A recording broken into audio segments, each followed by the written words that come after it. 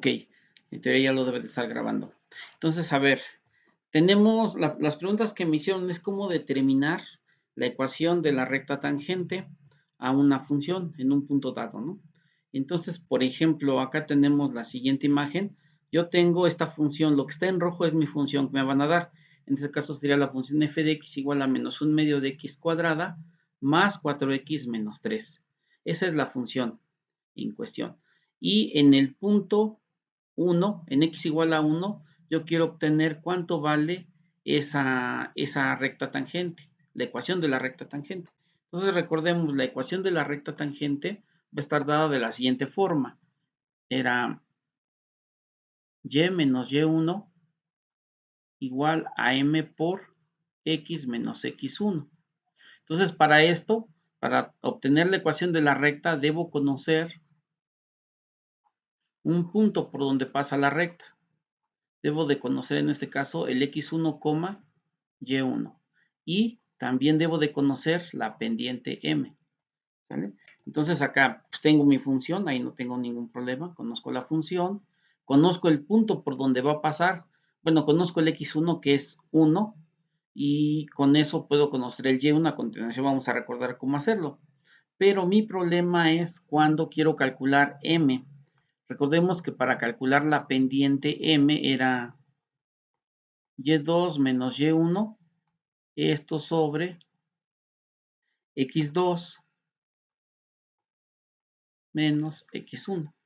Pues ahí tenemos un problema, porque para este caso debo conocer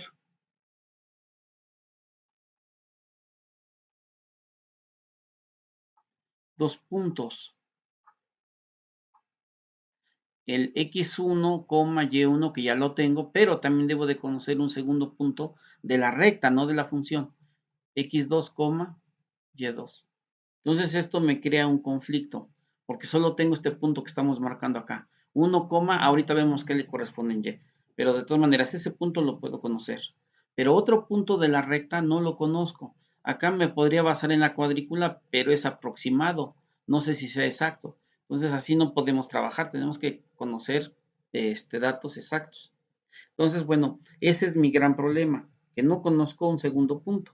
Entonces, lo que hicimos en las primeras aproximaciones a límites es que esta secante la tomamos lejos sobre la misma curva tomamos otro punto y luego vamos acercándonos mediante muchas secantes, ¿no? Hicimos una tablita para cada secante, por ejemplo, para esta secante, ahora sí tengo dos puntos, este otro punto, y conozco su pendiente. Entonces después cambiaba a otro punto más cerca y hacíamos lo mismo. Y así sucesivamente. Íbamos llenando la tabla de los valores de m y en el límite pues nos tendríamos que aproximar al límite de el valor de la pendiente de esta tangente. Esa era una forma de... Entonces, a ver, les voy a compartir en un momento la pantalla en GeoGebra. Ok, entonces lo que les decía es que hacíamos lo siguiente. ¿Qué es lo que hacíamos? Pues estas secantes las vamos a ir aproximando cada vez más este punto que está siempre va a ir sobre la curva, sobre la gráfica, no se vale que esté fuera de la gráfica. Este punto lo vamos acercando cada vez más y más al punto que me dan, el punto 1, ahorita vemos que le corresponde. Y entonces en el límite, pues si se dan cuenta, esta línea en verde que es la secante, se va aproximando tanto como queremos a la tangente. En el límite, pues encontramos la pendiente, sin conocer dos puntos, sino usando límites. Y ahí está, se ve cómo se va acercando cada vez más este punto. Recordemos que nunca podría llegar a ser otra vez el mismo punto, porque entonces la fórmula me daría, de la pendiente me quedaría 0 sobre 0, y eso está indefinido. Entonces me aproximo tanto como quiera, pero en realidad nunca la tocamos, porque si no se indefine. Bueno, entonces ese fue el primer acercamiento que hicimos. Recuerden que la última sesión les di el repaso exactamente sobre cómo ir construyendo la tablita. Bueno, después de eso, pues ya saltamos a algo más general, que es la expresión que tenemos acá. Entonces, a ver, ¿alguna pregunta o duda sobre esta secuencia de cómo nos vamos aproximando? Tenemos el problema de encontrar m para la recta tangente, ¿no? Pero como la fórmula es y2 menos y1 sobre x2 menos x1 y solo conozco un punto, el x1, y1, entonces ahí no puedo aplicar esa fórmula. Lo que hacemos entonces es mediante la secante, ¿no? Nos vamos acercando y en el límite vamos a encontrar el valor de esa pendiente. para eso hicimos la secuencia de la tablita, ¿no? Una sucesión de numeritos, pero era mucho trabajo, ¿no? Entonces cambiamos por este límite. Pero primero quiero que se entienda por qué estamos haciendo eso. No sé si tengan alguna pregunta en este punto antes de pasar a esta parte del límite.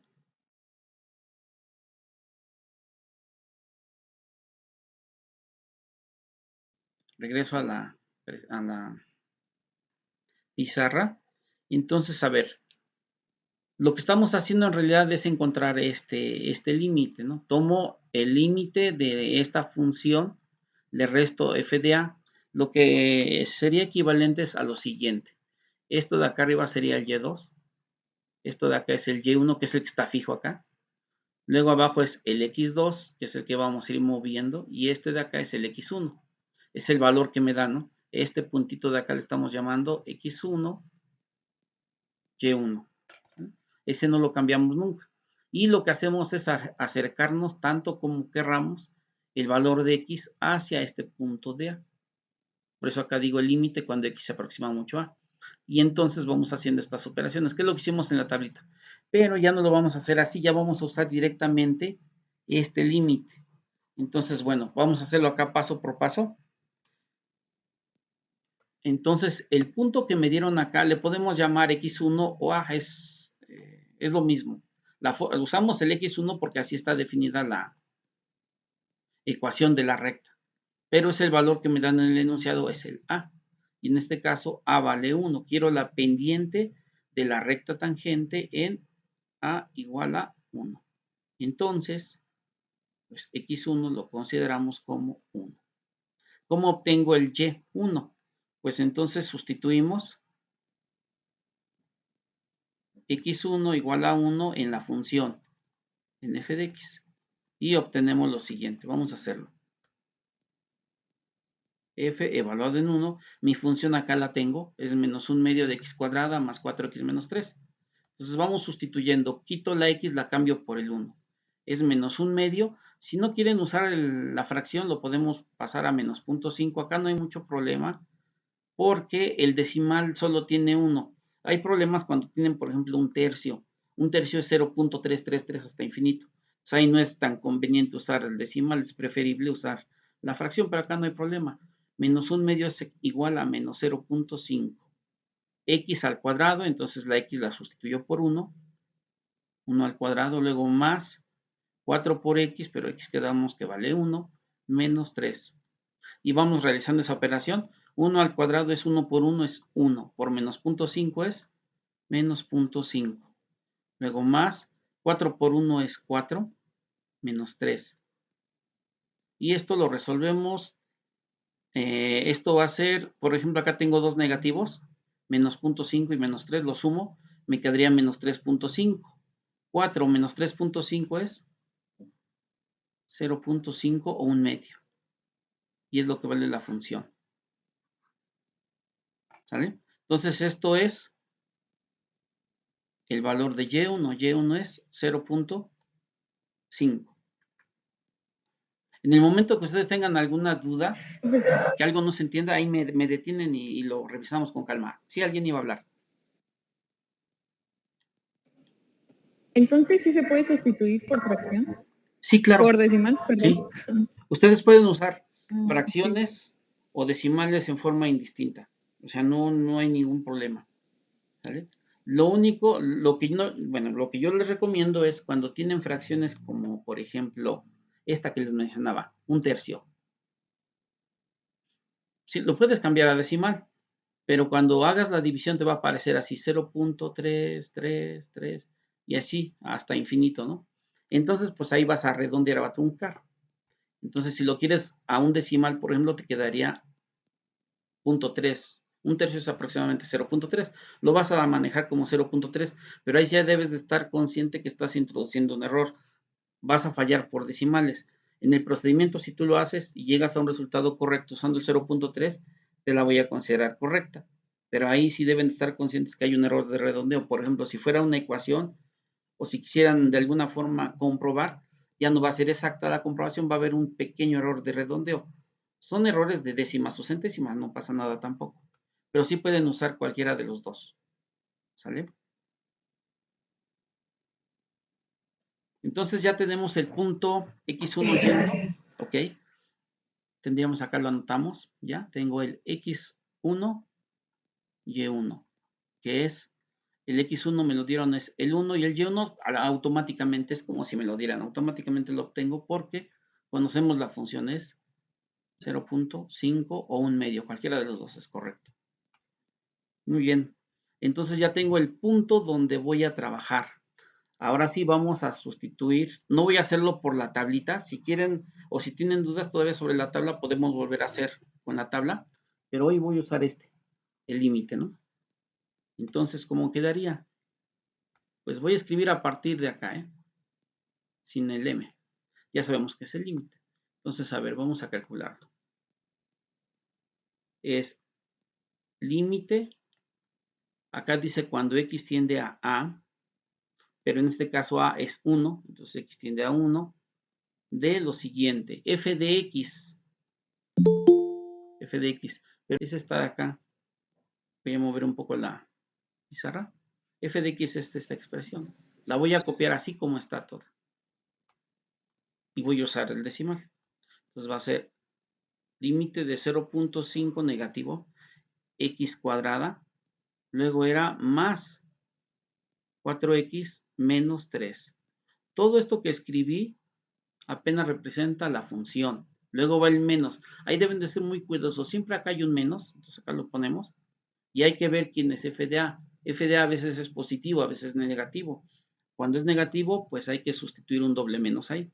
En ese caso, el f de a era f de 1 y me dio positivo 0.5. Entonces ahí simplemente es menos. Este menos es el de la fórmula de acá. Y f de a lo sustituyo, 0.5. ¿Vale? Y ahora sí, todo esto va dividido sobre, acá me dice, x menos a. X es la variable, menos a quien quedamos que es, a vale 1. Y como es positivo acá otra vez, este menos de acá es el menos de la definición. Hay que tener cuidado cuando hacia negativo. Cuando hacia negativo va a haber un doble menos, acá tendría que usar paréntesis. En este caso, como el a es positivo, no pasa nada.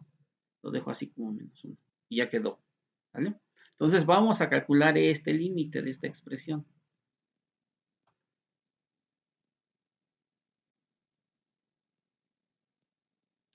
Vamos a calcular ese límite.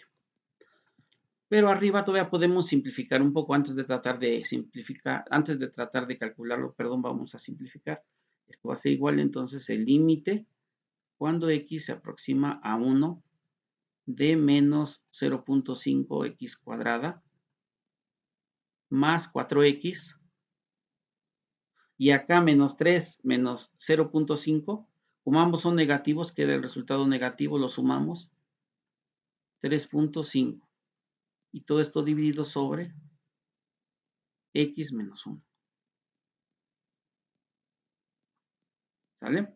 Si yo sustituyo directamente siempre un límite, por ejemplo, en su tarea les dejaba unos límites que eran directos, en su examen creo que también, y se espantaban porque tenían una expresión así con potencias grandes, pero era directo, o creo que era con raíces, era nada más sustituir directamente y ya les daba el límite.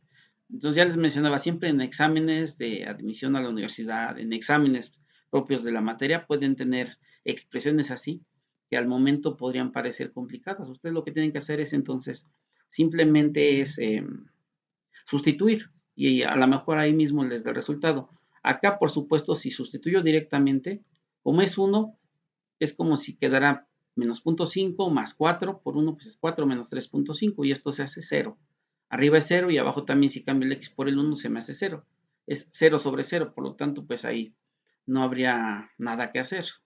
Lo que me dice es que el límite sí existe, pero hay que buscar una alternativa. Me voy a saltar ese paso de la sustitución directa. Ustedes lo pueden hacer paso a paso y se van a dar cuenta que efectivamente todo esto de arriba, si cambio el x por 5, se me hace 0 y abajo también sería 0. 0 entre 0 está indefinido, entonces buscamos una alternativa. ¿Cuál alternativa sería? Acá, por ejemplo, si lo vemos así como un trinomio no mónico, pues es complicado factorizarlo. Se puede hacer por tanteo, pero les recomiendo siempre que la x cuadrada va acompañada por un numerito que factoricen. Factor común se le llama. Lo hacemos de la siguiente forma. Es el límite cuando x tiende a 1 y voy a factorizar. Quisiera que estuviera solita la x cuadrada, sin esto. Entonces esto lo saco fuera, menos 0.5 y acá pongo un paréntesis x cuadrada. Y ahora sí, la x cuadrada va sola, es lo que quiero, ¿no? ¿Qué es lo que hice? Nada más es ponerle acá un paréntesis, ¿no? Estoy factorizando menos 0.5. Si yo multiplico menos 0.5 por x cuadrada, regreso a esto, ¿vale? Para ahí no hay ningún problema. El problema va a ser con lo siguiente. Profesor. Sí. Quiero dejar a la x cuadrada sola. Factorizo entonces el coeficiente. Si acá fuese un 3, acá sería 3. Si fuese menos 12, acá sería menos 12, etc. Siempre la idea es dejar sola la x cuadrada, porque recuerden que esa factorización es muy sencilla.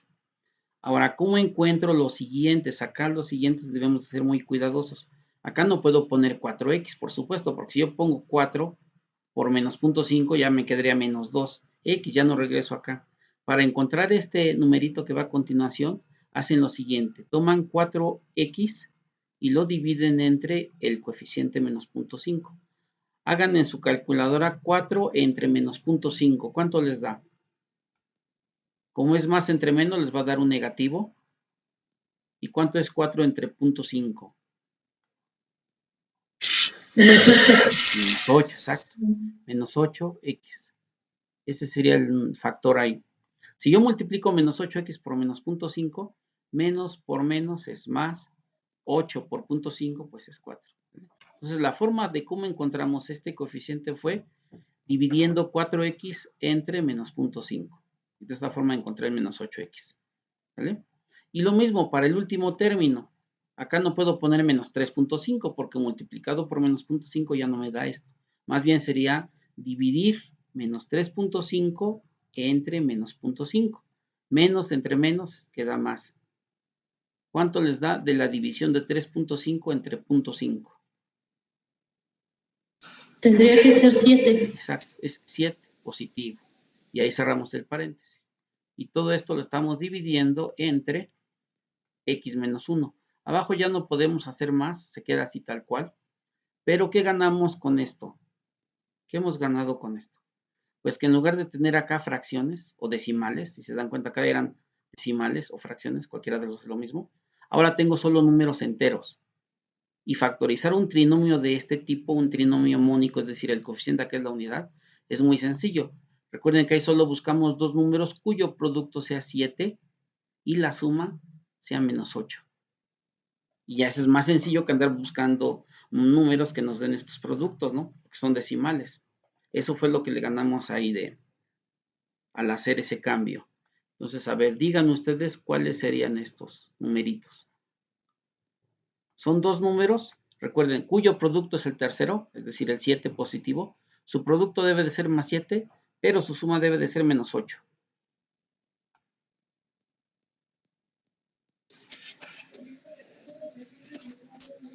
Serían 7 y 1. 7 y 1, exacto. ¿Con qué signos? 7 y 1. ¿Con qué signos? Si los dos quedan positivos, sí cumplen con la tercera condición, porque más 1 por más 7 es 7 positivo, ¿no? Acá los voy a poner 1 y 7. Uy. La multiplicación me da más 7. Sería 7 positivo ¿Y 1 negativo? Si uno de los dos es negativo, ya no da porque por leyes de signos, menos por más sería menos. Entonces, ahí no sería correcto, ¿no? Los dos negativos, ¿no? Los dos negativos, exacto. Por leyes de signos, menos por menos es más, 1 por 7 es 7. Y lo sumamos, si yo sumo menos 1 más menos 7, acá más por menos sería menos 7. Dos negativos se suman y queda el mismo signo, es menos 8. Entonces es la correcta, el menos 1 y menos 7. ¿Sale? Entonces, a ver, chequen. Acá siempre tendrían que hacer la comprobación, ¿eh? Vamos a comprobar que x menos 1 por x menos 7 me dé este de acá. Siempre háganlo porque luego a veces se van con la finta y luego ponen numeritos que no cumplen con eso.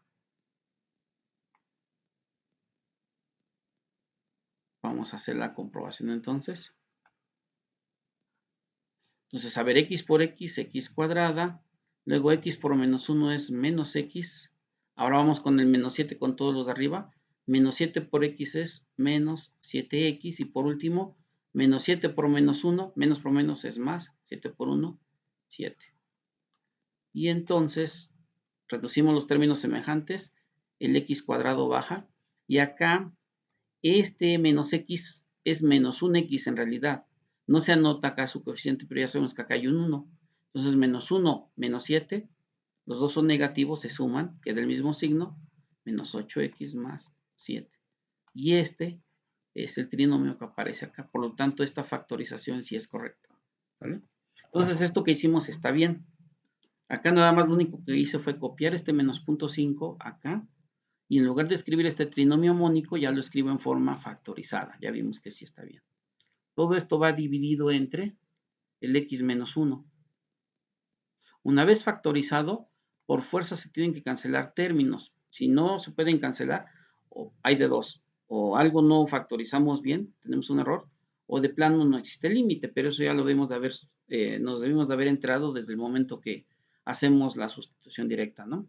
Entonces acá se cancela este término con este otro término y ya nada más me quedaría que esto es igual, entonces, límite cuando x tiende a 1 de menos 0.5 que multiplica a x menos 7. Y abajo quedó un 1, pero ya no se lo escribe, no es necesario. Y entonces, pues, ¿dudas hasta acá en este paso? Antes de que hagamos la sustitución final. ¿No? Ok. No, maestro. No, profe. Entonces, recuerden, un límite se calcula simplemente sustituyendo. En el momento que sustituyo ya no escribo este símbolo, pues me quedaría menos 0.5 que multiplica a 1 menos 7. Estoy cambiando la x por el 1. Y resolvemos. Menos 0.5 que multiplica 1 menos 7 son signos diferentes.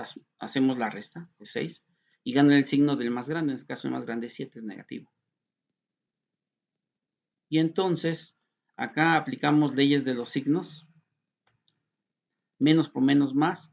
0.5 por 6 les da 3. Y ese es el límite. Entonces, por lo tanto, la pendiente va a ser igual a 3. O el límite de este de acá es igual a 3. Y ahí concluye apenas la parte del límite. Entonces, a ver, analícenlo con calmita por si tienen alguna pregunta, alguna duda. Entonces, fíjense cómo a partir de que teníamos fracciones, hemos hecho una factorización, nos hemos quitado las fracciones y hemos trabajado más rápido con enteros, ¿no? Pero siempre respetando las leyes, ¿no? De la factorización acá. Y ya al final hemos encontrado ese límite. Generalmente en los libros de cálculos, si ustedes abren cualquier libro, les van a preguntar a partir de acá. Les van a decir, calcula este límite. Y lo calculan, sí, sin problemas. Pero ya les quitaron toda esta parte de por qué estamos calculando límites. Yo sí lo estoy remarcando desde acá para que ahora en Mate 5 se les haga muy fácil cuando el profesor les esté explicando derivada. Que en realidad lo que estamos haciendo ya es cálculo de derivadas, pero para eso se usan los límites, para calcular derivadas o para calcular integrales.